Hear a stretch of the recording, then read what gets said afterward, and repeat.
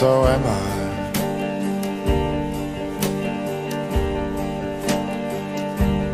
Good or bad, the way that things did turn out, I did only make you sad.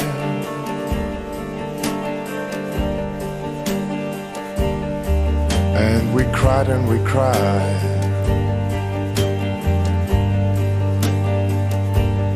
under fall. Oh, but in my mind, you were never that all alone.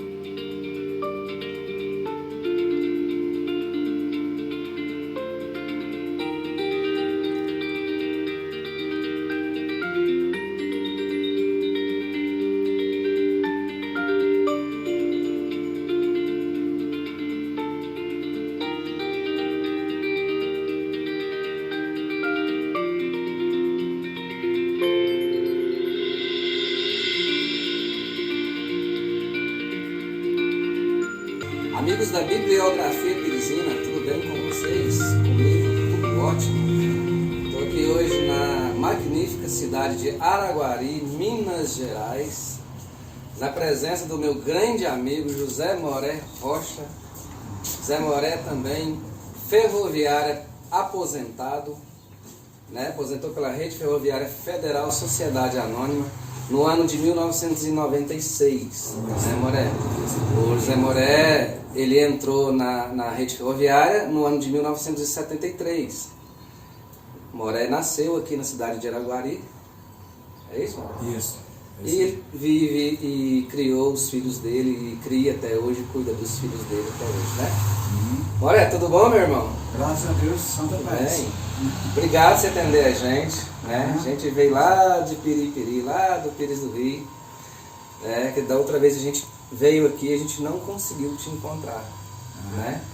E aí nem o seu Edil, e a gente gravou hoje cedo com o seu Edil, e agora, graças a Deus, a gente está conseguindo fazer esse bate-papo, né, Moré? Muito bom. Contar um pouquinho da história de vida do José Moré, contar um pouquinho da sua história na ferrovia, né, Moré? Fala pra gente, Moré, como foi a sua entrada na rede ferroviária lá em 1973? Bom, antes eu trabalhava no restaurante, entrei como cozinheiro, depois garçom. Aí, 1 ano e meio depois, eu consegui me colocar na rede ferroviária, né? Aí entrei fiz o curso como teste auxiliar de maquinista. Aí passei, fiquei 2 anos trabalhando em depósito, né? Porque a gente não, quando entrava, a gente não trabalhava de cara como auxiliar de maquinista. Aí a gente, o teste da gente era aquele teste amargo, que limpar banheiro de estação, varrer estação, né? Cuidar do jardim de casa do chefe. O chefe da estação. O chefe do depósito nosso, né? Que é o famoso senhor Dioclésio, né? E aí a gente trabalhava também auxiliando o socorro, né? Quando tombava trem de carga, havia tombamento, então a gente pegava no pesado também, entendeu? Né? Não era só numa área mansa, não.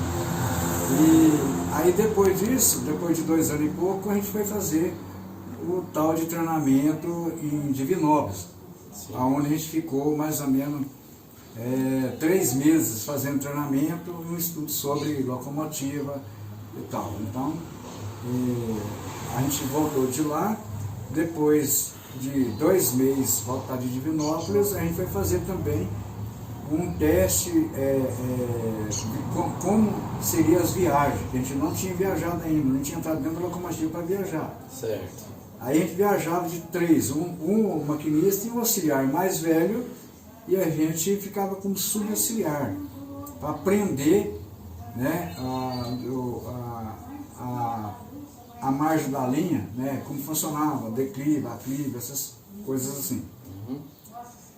E daí então, depois disso aí, mais ou menos 6 meses de treinamento de linha, aí a gente já passa a viajar como auxiliar de maquinista mesmo, já afetivo, né?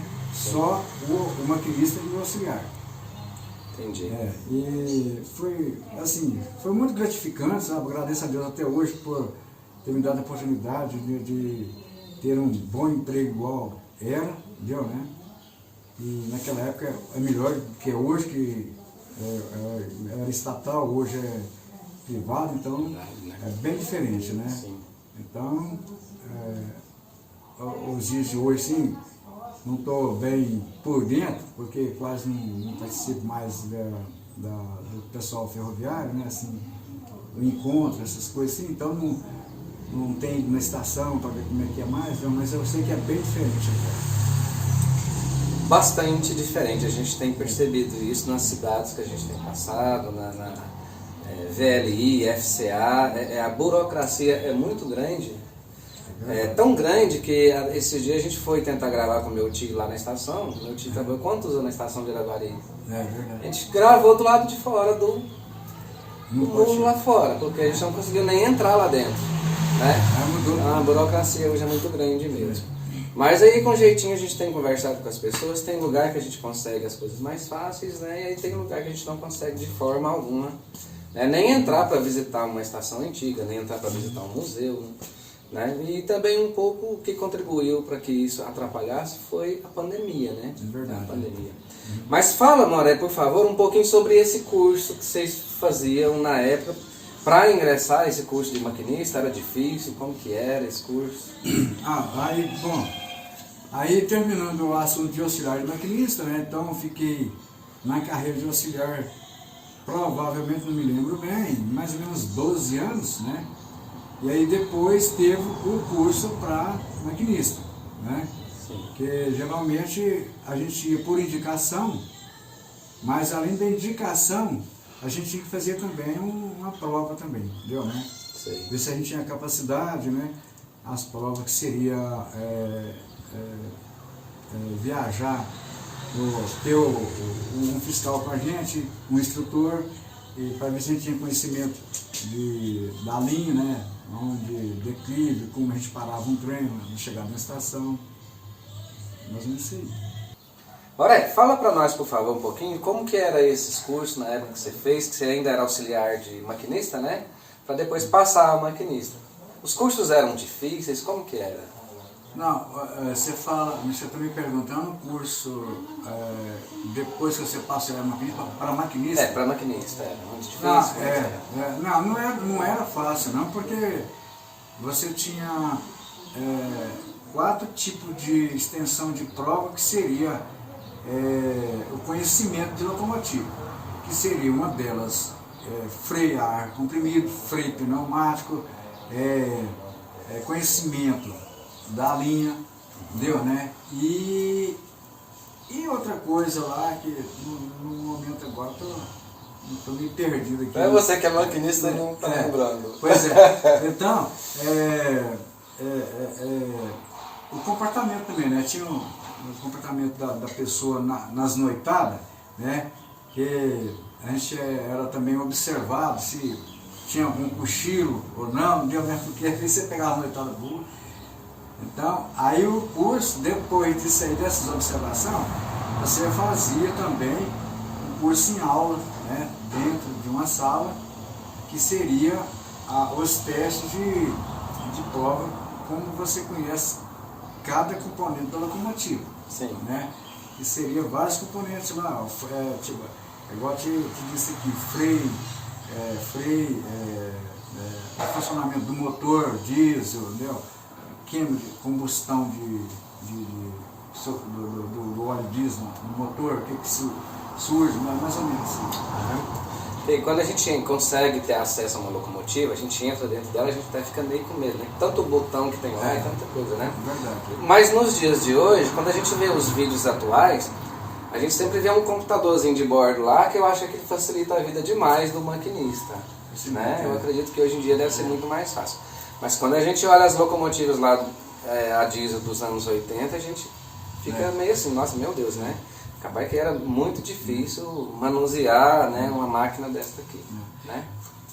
Pelo que eu sei, esses computadores de bordo que tem hoje, eles fazem parte também do funcionamento de comunicação, entendeu? Né? Comunicação de satélite, entendeu? Então, na minha época não tinha isso. Na minha época isso aí é desconhecido pra gente. Né? Não existia, não existia nem celular, né? Não é celular, não existia, viu? Não existia. Era só no telefone staff mesmo, viu? Né? E o telégrafo. O telégrafo, né? Olha, tem alguma história boa daquele tempo, alguma coisa interessante que você pode contar pra gente? Ou algum acidente que você presenciou, alguma coisa que ficou marcado assim na sua memória? Olha, acidente teve vários, né? Acidente, desde quando eu entrei até nos últimos dias que eu saí, sempre havia acidente, né? Sempre havia tombamento, né? Igual o tombamento assim, mais terrível que eu participei dele, que eu estava no trem, estava conduzindo um trem, foi um tombamento de 12 tanques de gasolina, óleo diesel, a gente saindo de Araguari, foi em 1977 mais ou menos, 1977, não, 1977, a gente saindo de Araguari, passando pela ponte do Rio Paranaíba, a curva do meu lado, assim que eu olho para trás, eu vi uma nuvem de fumaça e uma explosão bem no ar. Aí a gente viu aquela raja de fogo nas rodas dos vagões lá. Parece que vinha um míssil da cauda para a locomotiva, né? E aquela fumação. Aí nós foi parando o trem, devagarzinho, parando, a metade da composição ficou em cima da ponte, a outra metade ficou entre um corte e a cauda do trem ficou dentro do túnel. A gente estava com 56 veículos, né? Dá em média quase 600, mais de 600 metros de comprimento da locomotiva na cauda.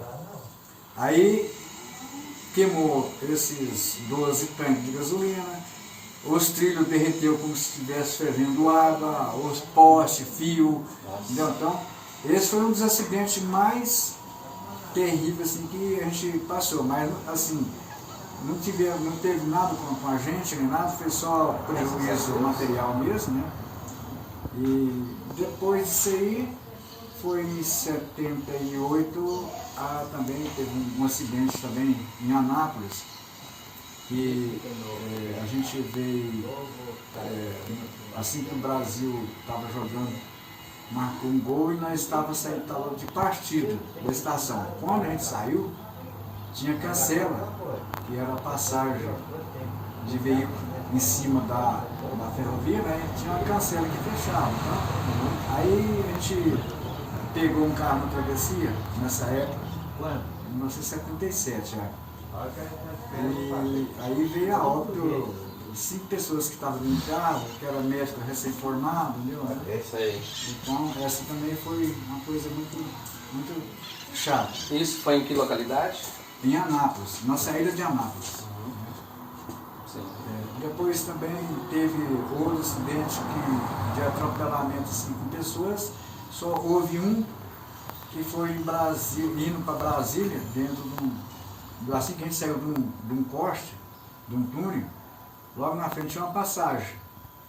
E bem, tinha uma reta, aí bem na frente, a gente, de longe à noite, a gente viu que tinha algo na linha, mas quando a gente deu uma palpada no freio para dar uma freada, a gente estava muito comprido, trem muito pesado, não dava para parar de uma vez. Aí quando aproximou, a gente viu que era uma pessoa que estava deitada, né? Meu Deus. Mas foi constatado depois, por perícias, depois que essa pessoa havia levado uma bordoada na cabeça, uma paulada, e foi colocado lá.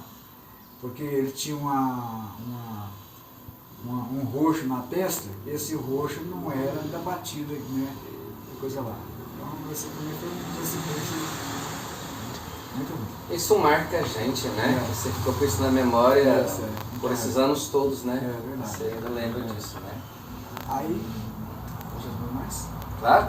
Aí tirando essas coisas ruins aí, aí a minha vida na ferrovia foi uma bênção, porque eu me diverti muito, trabalhava achando bom, me diverti muito com os colegas, era um pessoal todo mundo legal, ninguém, esse tempo todo que eu trabalhei na rede, nunca presenciei uma briga de nenhum ferroviário dentro da empresa, de nenhum colega, nós éramos todos bons amigos, entendeu? E aí, as brincadeiras que eu fazia, né? Como jogar caixa de marimbondo dentro do quarto dos colegas, né? Por aí assim, mais ou menos. E sair correndo, né? Era mais ou menos isso aí, entendeu? Então, pôr graxa nos sapatos dos colegas. Graxa nos cotumes dos soldados do batalhão, né? Bota, às vezes, encheu o travesseiro do caboclo de graxa também, né? Por aí. E ficava rindo, né? Ficava rindo baixinho, mas todo mundo sabia que era o Moré. Todo mundo sabia, era eu. Todo mundo sabia. Era eu e os caras que farreavam bastante mesmo, era eu, o Olinto, o Luiz Sérgio e o Figueiredo, entendeu? Todos os maquinistas. Todos os maquinistas, Assim que a gente entrava, chegava nós quatro num alojamento, ficava todo mundo de orelha em pé. Podia saber que alguma coisa ia acontecer. Alguma coisa ia rolar, né? Até eu fui vítima do Moré, né? Era criança, o Moré ia lá pra casa, quando ele chegava em Perisovik, trocava a composição, né?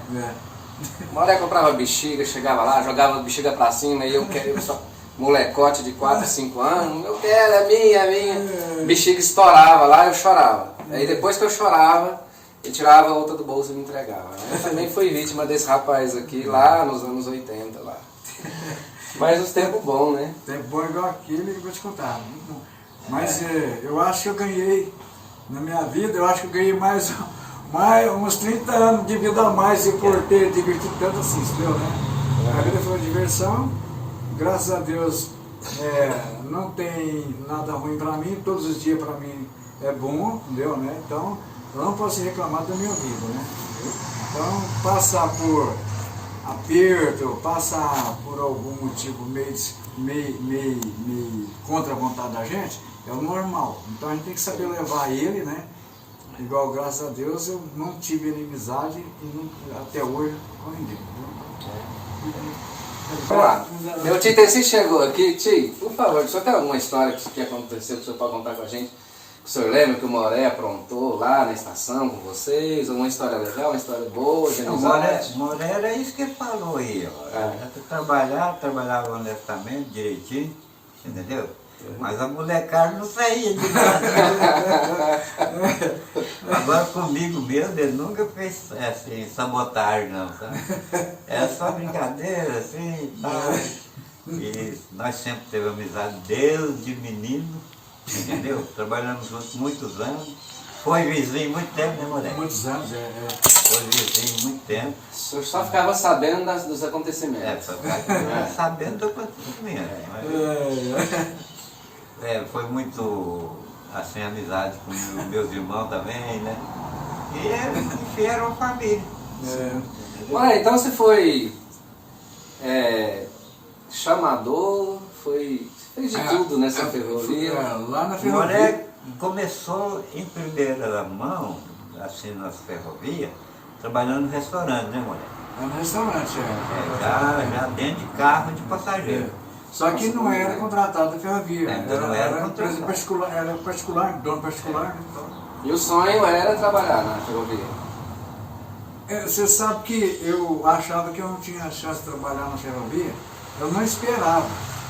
Aí, até quero aproveitar a oportunidade aqui, quero agradecer demais uma pessoa em Pisoí, que eu ficaria muito feliz que ele visse esse vídeo. Eu devo a minha, esse tempo que eu trabalhei na ferrovia, macete, né, como seria as provas, como seria assim tudo. Essa pessoa se chama o Divino Moreira. Divino Moreira. E quero agradecer a esposa dele também, a Sueli, que a gente foi amigo de infância aqui em Araguari. E então, Divino, se você tiver a oportunidade de ouvir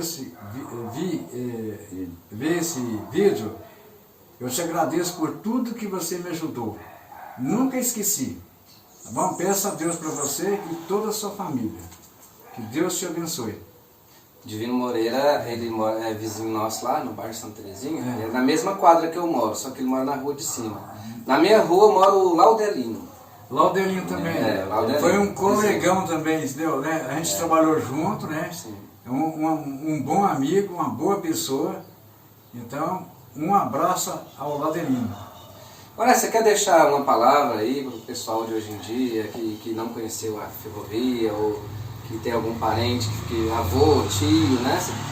Deixar a oportunidade para você mandar um abraço para esse pessoal, deixar uma palavra para esse pessoal aí.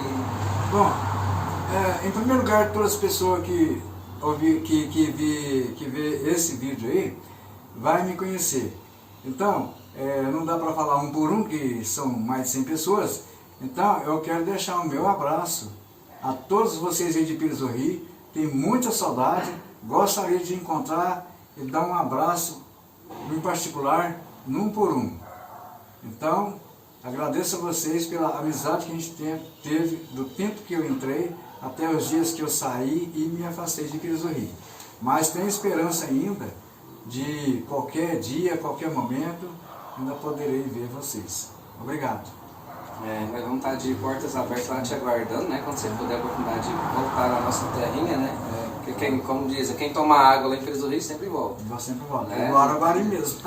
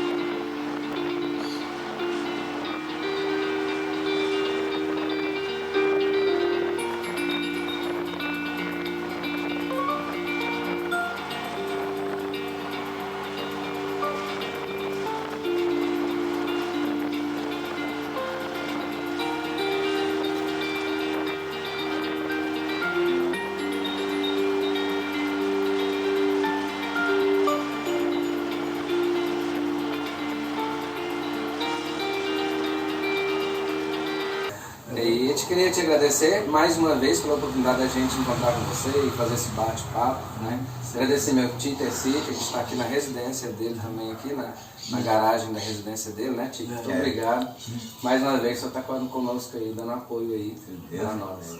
Né? Obrigado, Tio, obrigado, Moré, gratidão. Eu Tá? agradeço. Muito bom te ver Obrigado de pela novo. oportunidade.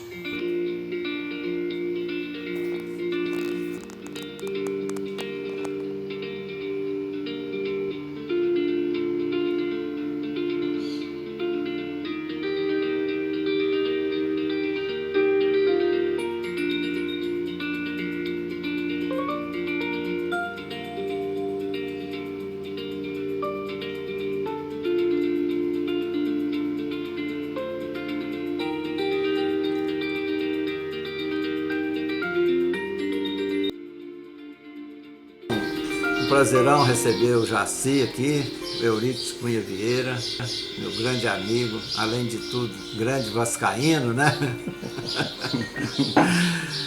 Pois é, ó, meu nome é Elcio Gonçalves dos Santos, né? Eu nasci na Fazenda Posse, Vargem Grande, próximo de Inajá, em 11 de julho de 1947, e naquela época, Urutaí ainda era município de Ipameri. Então eu fui registrado em Urutaí, no cartório Registro Civil de Urutaí, pelo seu Sidom Gonçalves, que era oficial do Registro Civil de Urutaí. Mas Ipameri, como já disse, Urutaí era município de Ipameri. Posso dizer que tem duas naturalidades, né? Considero urutaíno e ipamerino. E naquele mesmo ano, de 1947, no final do ano, Urutaí foi emancipado politicamente e deixou de pertencer ao município de Ipameri. Bom, a minha história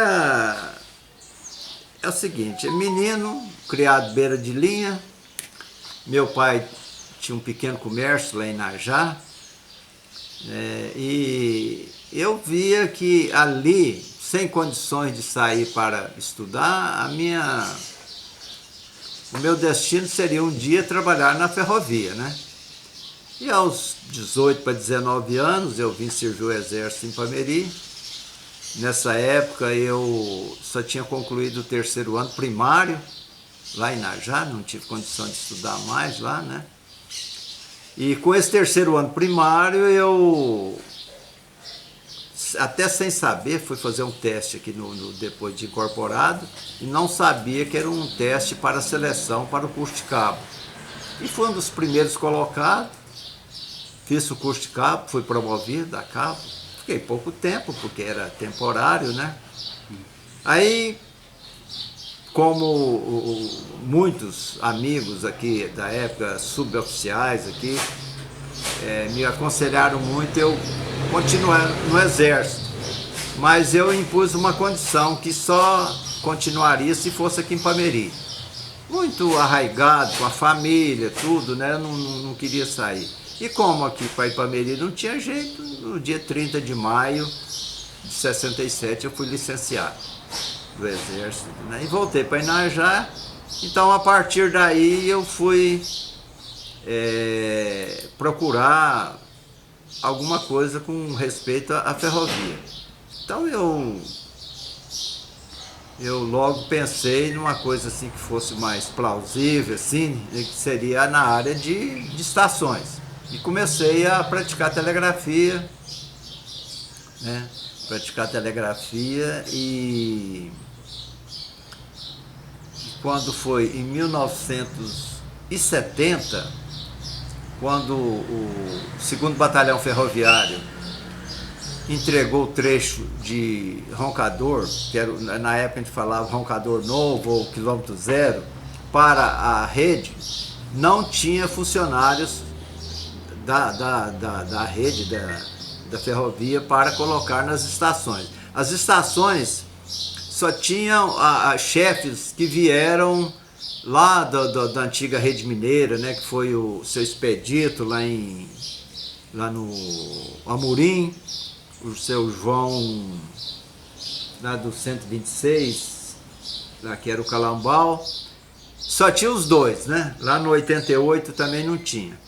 Então, esse concurso foi especificamente para trabalhar na linha de Brasília. E eu fiz o concurso em Pires do Rio, inclusive eu conheci o Olaíde lá em Pires do Rio nessa época, né? Uma pessoa fantástica, né? Uma pessoa muito educada, né?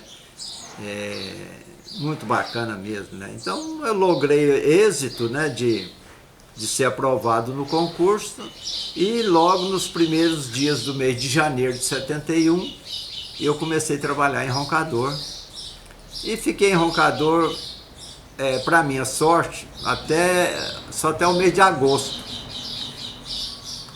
daquele ano. Então fiquei em Roncador por volta de 7 meses só. E como a minha mulher era professora em Inajá, não tinha como ela ir para lá, ela continuou lá, e nesse período do mês de agosto nasceu nossa primeira filha, né? E ficava um tanto quanto difícil. Mas aí, por linhas tortas, transferiram um rapaz lá para Inajá, e ele não gostava de lá, teve uns problemas e tiveram que substituir ele. Então eu voltei para Inajá e permaneci lá até a fechada da estação lá, né, em 1977, que inclusive o Cunha aqui, que era o maquinista que buscou os bens móveis e os bens de comunicação lá da estação de Inajá. E por aí, depois vim para Ipameri, fiquei aqui em Ipameri. Depois de uns 4, 5 anos aqui, assumiu a chefia da estação de Ipameri. Em 1987, através de concurso, né? Concurso interno para supervisor de estações. Aí eu só tinha 2 vagas, né? E eu fiz o concurso e logrei êxito também. E fui promovido ao cargo de supervisor de estações e fui trabalhar em Araguari, e fiquei em Araguari por 4 anos. E com a aposentadoria do Ismael, que era o supervisor de Goiânia, mas na época não existia mais a estação de Goiânia, e sim tinha transferido para Senador Canedo, e eu fui para o lugar do Ismael e fiquei em Senador Canedo, trabalhando entre Senador Canedo e Pires do Rio, até a minha aposentadoria em 1996. Aí eu aposentei em 96 e voltei para Ipameri e estou aqui até hoje. Aí, mais como um hobby, e também pelo fato da minha família, pelo lado da minha mãe, né? É uma família pequena, que a maioria faleceu muito cedo, né? Todos tinham o mal de Chagas, né? Então todo mundo faleceu cedo. Então, para que a minha geração, quer dizer, futura, né, no caso, filhos e netos, não perdesse a história da minha família, eu resolvi escrever esse livro aqui, que chama O Último Elo.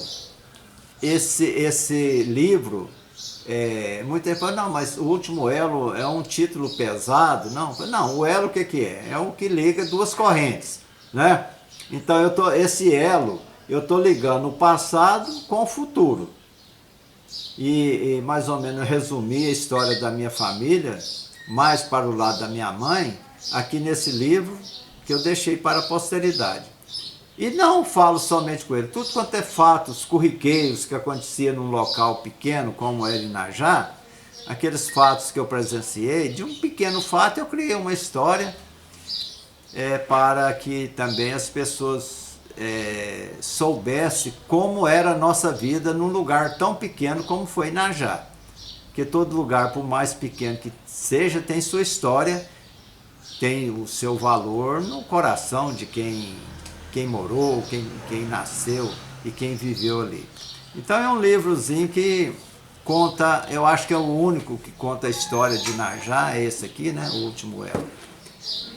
E depois desse, eu sempre tive uma vontade de escrever alguma coisa sobre um acidente que que ocorreu no pátio da estação de Urutaí no dia 30 de abril de 1964, né? Essa época ainda não trabalhava na rede, mas morava em Inajá, a gente foi sabendo dos fatos, como aconteceu, tudo. Então, como é uma história que hoje está com 56 anos, eu resolvi colocar também num livro para que as futuras gerações e a atual geração, que são 56 anos, que a maioria quem tem até 45 anos, 50 anos para cá, não lembra mais, são poucas pessoas que lembram desse fato. Então resolvi também colocar isso nesse pequeno livro, é um livro pequeno, tudo que conta a história do acidente, né? Como eu não quis entrar em detalhes assim que pudesse falar alguma coisa, não digo incriminar ninguém, eu contei uma história que não põe em xeque a atuação de ninguém, no caso da equipagem da ferrovia, deixei totalmente fora disso. Quando eu criei uma história com personagens de ficção, mesclado com personagens reais, até chegar no acidente. A partir do acidente, eu contei com a colaboração de ilustres moradores de Urutaí, alguns que viram em loco o acidente, outros que viram as consequências do acidente e que me narrou muito bem o que aconteceu naquela noite. E interessante é que todos que me deram a sua colaboração, todas as histórias convergiam para que um tivesse falado. Então você nota que é uma coisa verídica que as pessoas me falaram. Eu conheço livro falando de você aqui, ué. Fala. Pô, o último você foi lá em Inajá, ué. Mas fui eu? Eu saí daqui de Ipameri para ir lá. Vieram um pessoal do patrimônio de Belo Horizonte, estava em Pires do Rio, e você foi lá, o maquinista aqui do trem foi lá buscar os aparelhos de comunicação. Sim, tinha aquele trem pesado, o cofre. Tinha o cofre, tinha o staff, né, que era conjugado, né? É mesmo, agora eu vou passar em Urutaí para pegar aquele trem pesado. Você pegou em Urutaí, aí no outro dia eu fui para Pires do Rio e o pessoal estava lá, até está nesse aqui. Deixa eu só te falar, esse aqui, seu João de Faria, foi que plantou as paineiras lá de Inajá. Certo? Seu João de Faria, ele foi um chefe de estação muito atuante na época. Minha mãe que contava essa história. A mãe dele foi professora da minha mãe. E aí eu descobri que a Juliana Morrone, aquela apresentadora, é neta dele. Até na CNN, né? Não, ela tá na Globo ainda. Ela faz sempre o Bom Dia Brasil, de manhã. Juliana Morrone? Juliana Morrone. Aí tem um militar da minha época aqui, o Cury, e eu conversando com ele sobre isso, ele falou assim, Elcio, eu moro no mesmo prédio da Juliana Morrone lá em Brasília. Aí eu peguei e falei, não, então você vê o contato Aí, menino, quando a mãe dela, Ivonilde, ficou sabendo disso, ela ficou louquinha. Tinha um irmão dela, desembargador em Goiânia, no dia que ele viu o livro, chorou igual uma criança, sabe? Deixa eu ver. Aqui, ó. Quando o último trem chegou por lá, conduzido pelo maquinista Eurípides da Cunha Vieira, para a retirada dos bens móveis e aparelhos de comunicação, tive o desprazer de ler, pela última vez, uma inscrição colocada atrás do velho relógio de parede da marca Ansônia, que dizia mais ou menos assim: no dia e mês do ano da graça de 1935, foram plantados no pátio dessa estação 10 mudas de paineiras, que verão desfilar diante de si o passar de vários séculos, João de Faria, chefe da estação, e João Ignácio, que era com G, portador. Por iniciativa do seu João de Faria, quem plantou foi o seu João Inácio. Essa coisa aí, você está registrado aqui no livro. Pois é, não. Então você lembra disso? Você foi o último, né? Eu lembro, passei no Urutaí, lá eu lembro, passando no Urutaí. Outra coisa que também aconteceu comigo foi o último trem que passou na ponte lá do Rio Paranaíba, da Estrada Velha, fui eu e o Luciano. 2 Eurípides. Aí, todas as estações que nós passamos lá, Amanhece, Ararapira, Anhanguera, o Cumari, o Bitu já era fechado, né? tudo tinha os alunos das escolas, eles levavam os alunos para lá, sabe, quando o trem passava, e parava, eles tiravam foto. Já foi um trem já preparado para isso, sabe? E a água do rio já estava quase encostando nos dormentes. Foi eu e o Luciano, que fizemos o último trem. Pegou tudo que tinha lá no pátio, que esse trem velho, para trazer. Pois é. Somos parte da história, né, Cunha?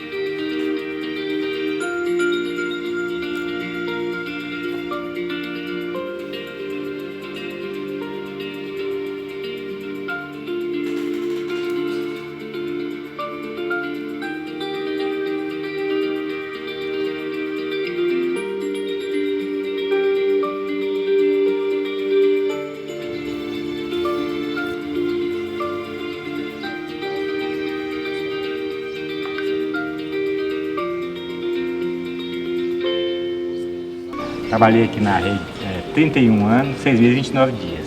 Eu fiz oficina, depois maquinista e fiquei muito feliz de ter trabalhado. Repeti porque aposentei cedo. Eu sou muito alegre, muito satisfeito, devo muito à rede ferroviária, porque foi daqui que eu tirei sustento para poder formar os meus 2 filhos. Também dou graças a Deus de ter sido ferroviário, é um orgulho para mim.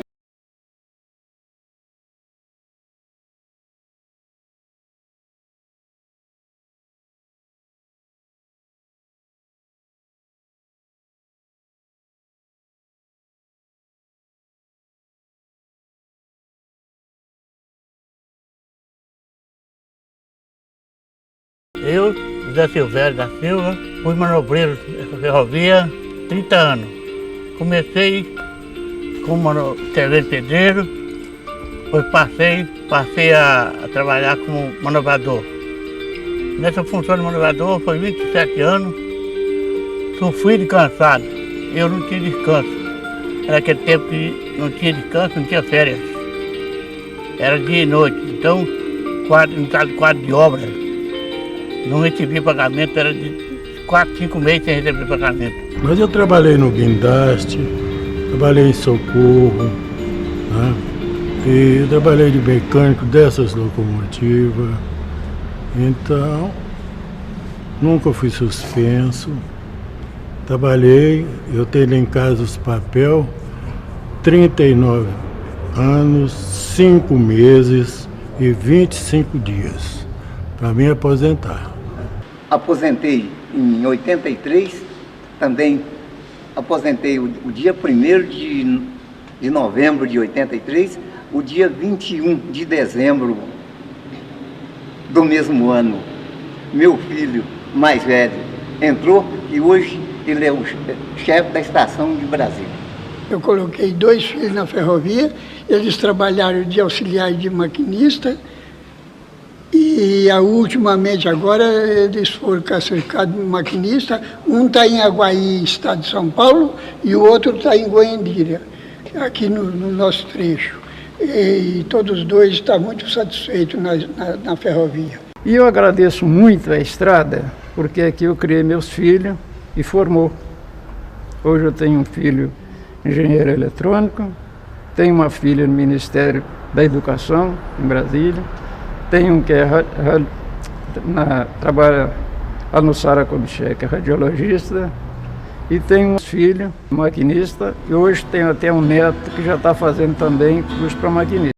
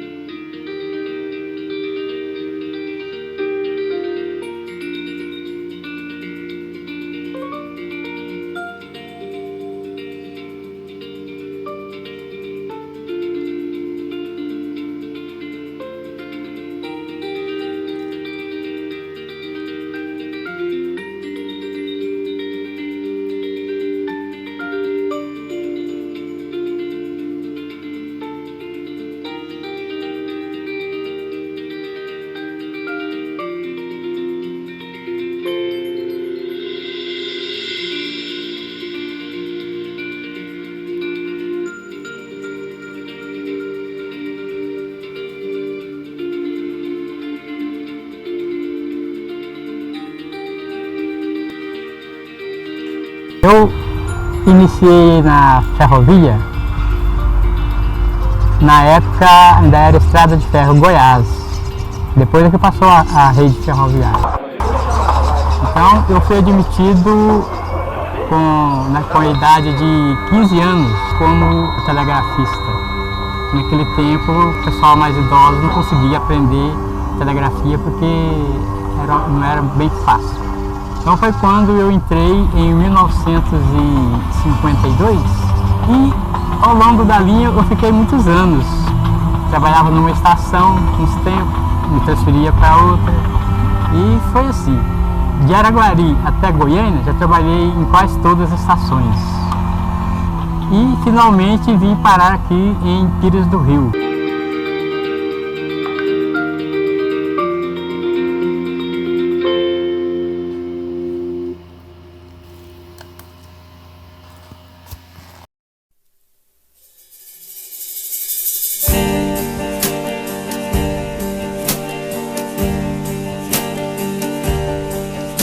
So am I.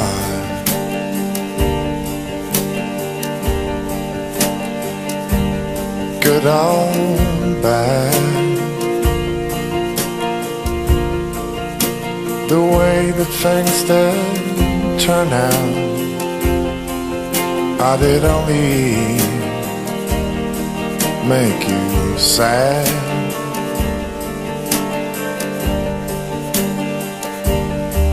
And we cried and we cried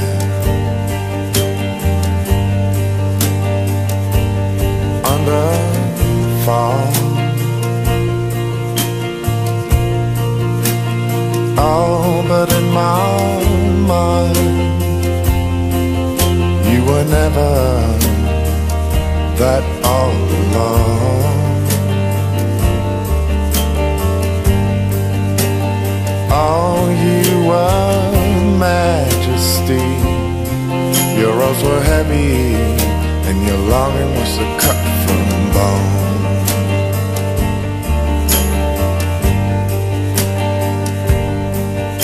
So am I.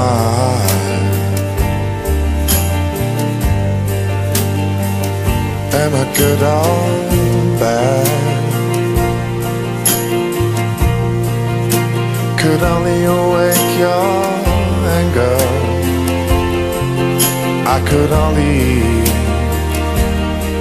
make you mad.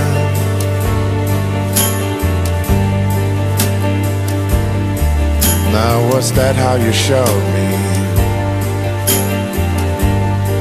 that you were still so young and bold? Anyway, those fights did drive me, and I was dying of thirst and also growing up.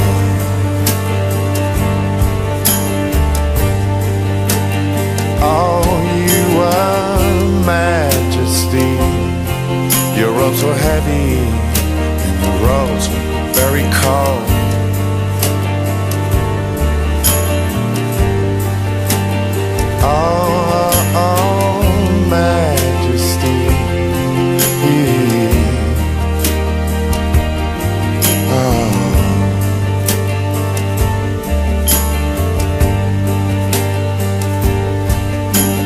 But in my mind, I could still climb inside your bed,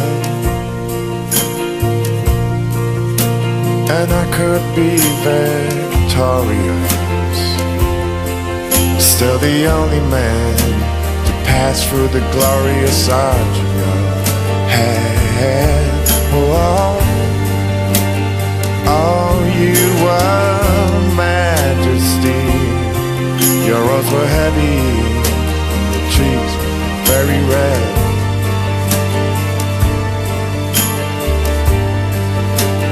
Oh, you were majesty. Now it's like I said, that spirit, it's now dead. Oh, majesty. Oh, I could be victorious, still the only man to pass through the glorious arch of your head. Oh, oh, you were majesty. Your robes were heavy, your cheeks very red.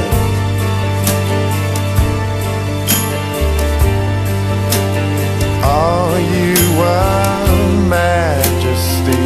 Now it's like I said, that spirit,